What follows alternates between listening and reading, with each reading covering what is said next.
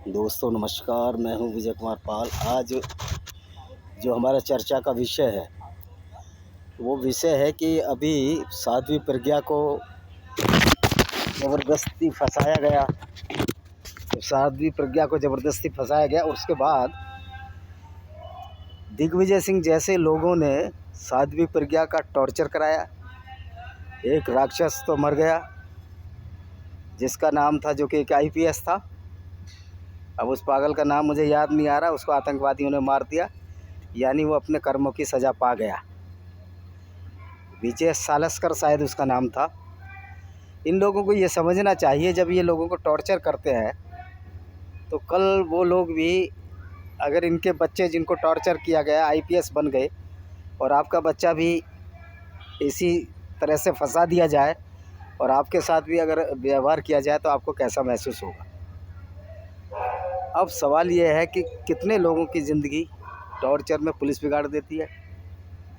और जब ये पुलिस टॉर्चर होता है और जब वो लोग निर्दोष छूट जाते हैं तो फिर वो लोग जो कि टॉर्चर जिनको हुआ, आप किसी का टॉर्चर वापस नहीं दे सकते, किसी का मानसिक संताप आप वापस नहीं दे सकते। तो उनका बिना कसूर जो उनका मेंटल टॉर्चर हुआ उसकी रेमेडी क्या है, क्योंकि वो वक्त बीत गया। और जब वो वक्त बीत गया, उनके खिलाफ़ जो टॉर्चर हुआ वो बेचारे समाज में मुंह दिखाने लायक नहीं रहे। और उनकी जो हालत हुई, जो मेंटल और फिज़िकल टॉर्चर की वजह से जो हालत होती है, वो हालत पूरी ज़िंदगी उनको याद रहती है, उनकी मेमोरी में रहती है आखिरी दम तक। और न सिर्फ उनकी मेमोरी में रहती है बल्कि उनके बच्चे, उनके फ्रेंड सर्कल जहाँ वो निवास करते हैं वहाँ भी सब लोगों की मेमोरी में रहती है कि किस तरह इसको टॉर्चर किया गया। अगर वो निर्दोष नहीं छूटता है तो ज़िंदगी भर, अगर वो निर्दोष छूट गया तो ज़िंदगी भर वो इस यंत्रणा से गुजरता है कि मेरा कसूर क्या था। और ये एक ही ज़िंदगी है, ये पुनर्जन्म, रेजरेक्शन, ये सब बेकार की बातें हैं, ये सब बुनियादी बातें नहीं हैं। तो वो व्यक्ति जब टॉर्चर में गुजरे, साध्वी प्रज्ञा, पुरोहित कर्नल और एक और थे आर्मी पर्सनल, कुलकर्णी शायद उनका नाम था, इनको झूठे फ्रॉड केस में फंसाकर, जिस तरह की जॉर्ज फर्नांडिस को इंदिरा गांधी ने डायनेमाइट केस में फंसाया, तो ये कानून का दुरुपयोग हुआ। और मज़े की बात यह है कि इतने सालों बाद उनको न्याय मिला। तो अब न्याय व्यवस्था में भी सुधार की ज़रूरत है। कोई कितना भी ड्रेडफुल टेररिस्ट क्यों ना हो, अगर उस पर आरोप सिद्ध ना हो, अगर मुकदमा लंबा चलता हो, तो उसको अगर ये ज़मानत दे देंगे, ये कानून की कमज़ोरी है। तो 20-25 साल में मुकदमे का वो होता है, डिलीवर होता है उसका रिज़ल्ट, और तब तक वो ज़िंदगी आराम से जी लेता है। मान लिया कोई 30 साल का व्यक्ति है, 20-25 साल मुकदमा चलता है, 55 साल का वो वैसे ही हो जाता है। तो उसने तो अपनी ज़िंदगी के जो अच्छे मोमेंट थे वो तो जी लिए, लेकिन वो व्यक्ति जो सचमुच में अपराधी ही नहीं था और बिना अपराध के उसने 18 साल 20 साल जेल काटी। ऐसे बहुत सारे उदाहरण हैं कि जब व्यक्ति बिना किसी अपराध के दंड भुगत रहा है, क्योंकि कानून में बहुत सारी खामियां हैं, इसको प्रूफ चाहिए। कोई ऐसी व्यवस्था नहीं है, साइकोलॉजिकल, जजों का साइकोलॉजिकल ब्रेन इतना डेवलप नहीं है, इतनी उनको ट्रेनिंग नहीं है जो ये साइकोलॉजी के आधार पर समझ सकें कि वास्तव में इसने अपराध किया नहीं किया। तो हमें न्यायिक व्यवस्था को भी सुधारना होगा, जजों के कैलिबर को और ऊपर ले जाना होगा, क्योंकि जज अल्टीमेट स्टेज है, यानी उसके बाद कोई न्याय नहीं है। जब जज ही इस तरह के फैसले इतने डिले करेंगे, और कई बार बायस भी हो जाते हैं फैसले, और जुडिशरी में जो भ्रष्टाचार है उसको भी दूर करने की ज़रूरत है। साध्वी प्रज्ञा को रिमांड ही नहीं देना था।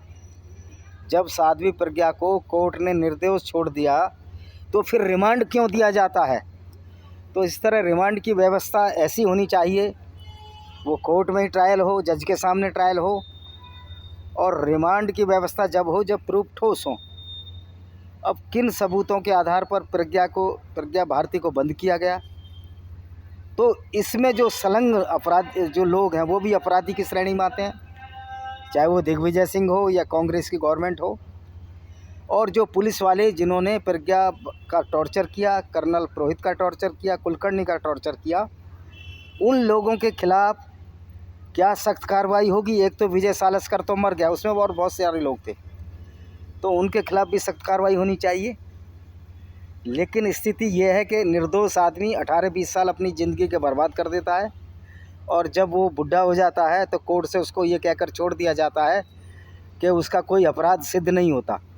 तो उसने जो 20 साल दिए जेल में, जो 20 साल उसकी ज़िंदगी के महत्वपूर्ण क्षण, जो वो अपने बच्चों को पढ़ाता, अपने बच्चों से प्यार करता, समाज में कोई एक अच्छा अपना सेटअप बनाता, क्योंकि वो अपराधी तो है नहीं, ये तो कोर्ट कह चुका है। तो ऐसे व्यक्ति तो बहुत बड़े अपराधी हैं, जो पुलिस अफसर्स हैं, जो जजेस हैं, जो गलत जजमेंट देते हैं, जो कॉलेजियम सिस्टम से गलत जजमेंट देते हैं, ये तो बहुत बड़े अपराधी हैं। फिर इनके खिलाफ क्या सज़ा का प्रावधान है? भारत में अभी भी जुडिशरी को एक हवा बना रखा है। अगर जज कोई डिसीजन देता है तो उसके खिलाफ हाई कोर्ट में भी, अगर सुप्रीम कोर्ट में भी अगर जज गलत डिसीजन देता है तो उसके खिलाफ जाने का कोई रास्ता है आपके पास? कोई ऐसी एडवाइजरी कमेटी है जो इन जजों के ऊपर हो, जिसमें बहुत ही ऑनेस्ट प्रोफेसर्स हों, वकील हों, न्यायविद हों? न्यायविद मतलब जो LLB कर रहे हों, ये फ्रॉड वकील नहीं, जो सेटिंग करते हैं, जो दलाल हैं। अदालतों में आज ऐसे वकीलों की बहुत संख्या है जो जजमेंट और लॉयर बहस नहीं करते लेकिन दलाली करते हैं। तो ऐसे दलाल नहीं, जो लॉ के प्रोफेसर्स हों, जो रेनाउंड लोग हों, जिनकी ईमानदारी हो, जिनकी छवि अच्छी हो, ऐसों की कमेटी बनाकर, इसका भी कोई प्रावधान नहीं है। दूसरा, इतने लंबे समय तक केस चलते हैं, 18-20 साल लोग जेल में सड़ जाते हैं, उसके बाद फैसला होता है वो निर्दोष है। ऐसे कई उदाहरण हैं। तो हमारी न्यायिक व्यवस्था गंदी है, हमारी पुलिस की टॉर्चर की जो नीति है, जो कि निर्दोष को भी टॉर्चर करती है, तो उस नीति में भी हमको बदलाव करना पड़ेगा और उन लोगों के खिलाफ कठोर कार्रवाई करनी चाहिए जिन्होंने प्रज्ञा, कर्नल पुरोहित, कुलकर्णी को फंसाया और मोहन भागवत को फंसाने की चाल थी मोदी जी। तो ये मोदी जी को समझना चाहिए, उन्हीं को टारगेट किया जा रहा था। मोदी जी सत्ता में हैं, क्या इस तरह के वो रिफॉर्म लाएंगे कि किसी का भी वेंडेटा पॉलिटिक्स यानी बदले की भावना के साथ किसी के साथ निरपराध को दोषी न बनाया जाए? और इस तरह अगर उसका टॉर्चर किया जाता है, जिन पुलिस वालों द्वारा टॉर्चर किया जाता है, उन पुलिस वालों का भी उसी तरह टॉर्चर किया जाए और उनको वही यातना दी जाए जो कि एक निर्दोष व्यक्ति को पुलिस द्वारा दी जाती हैं। क्या ऐसा कानून बनेगा? क्या हम ये आशा कर सकते हैं कि भारत में संविधान की अवमानना नहीं होगी? क्योंकि जुडिशरी सिस्टम ही संविधान का सबसे बड़ी अवमानना कर रहा है। क्योंकि संविधान में ये व्यवस्था है, या तो आप सेलेक्ट हो या इलेक्ट हो, तब आप जज बनते हैं। लेकिन जो कॉलेजियम सिस्टम है, उसमें जो जुडिशियल सिस्टम है, उसमें तो भाई भतीजावाद चलता है और अपने लोगों को चुन चुन कर जज बना दिया जाता है। ख़ासतौर पर हायर जुडिशरी, जो सुप्रीम कोर्ट के जजेस हैं जो, और हाई कोर्ट के जजेस हैं, और फिर वो लोग अपनी मनमानी करते हैं क्योंकि वो सरकार के एडवाइजरी कमेटी द्वारा चुने होते हैं, तो उनसे न्याय की उम्मीद व्यर्थ है। तो क्या इस तरह की व्यवस्था आ सकती है कि जो पुलिस ऑफिसर्स या कोई किसी भी डिपार्टमेंट के ऑफिसर किसी निर्दोष व्यक्ति को फंसाकर उसको जेल में डालते हैं और पुलिस वाले उसका जो टॉर्चर करते हैं, उनके खिलाफ भी इसी तरह का टॉर्चर किया जाए, उनकी संपत्तियां जब्त की जाएं, उनको फांसी पर भी चढ़ाया जाना चाहिए, क्योंकि उन्होंने एक निर्दोष व्यक्ति का जीवन को ख़राब करने की कोशिश की है। जो एक बहुमूल्य, जो मानव मूल जीवन मिला है, उसको उन्होंने बर्बाद करने की कोशिश की है। तो ऐसे अपराध, ऐसे पुलिस के अफसर और किसी भी तरह के अफसर, वो बड़े अपराधी हैं जो कि निर्दोष को फंसाकर उसका जीवन बर्बाद कर रहे हैं। ऐसे व्यक्तियों को तो मृत्युदंड का प्रावधान होना ही चाहिए। तो देखिए, ये हमारी न्याय व्यवस्था में सुधार की ज़रूरत है। और मोदी जी अगर सच्चे मानस हैं, गुजराती मानस हैं, तो गुजरात तो एक ऐसे लोगों की भूमि रही है जहाँ पर बहुत सहनशीलता है।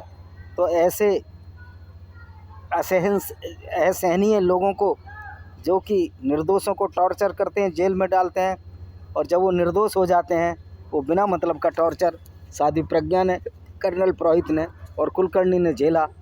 अब उनके खिलाफ़ क्या कार्रवाई की जाएगी, क्या इस तरह का कोई नियम बनाया जाएगा? इसी के साथ हम इस वीडियो को विराम देते हैं। जय हिंद, वंदे मातरम। आपका विजय कुमार पाल, मैं हूँ एक लेखक। इंग्लिश की मेरी 10 किताबें हैं, आप उनको पढ़िए। Discriminated Hindus bye Vijay Kumar Pal है, उसको देखिए। इन्वेडर्स एंड हिडन फैक्ट्स हैं, उसको देखिए। और आप panorama of democracy in Indian context देखिए। अब बहुत सारी किताबें हैं, 10-12 किताबें हैं, आप उनको पढ़िए। उसमें हमने किस तरह भारत में संविधान का माहौल बनाया जा रहा है, इसकी समीक्षा है उसमें। इसी के साथ मैं इस वीडियो को विराम देता हूँ। वंदे मातरम, जय हिंद, आपका दिन शुभ हो।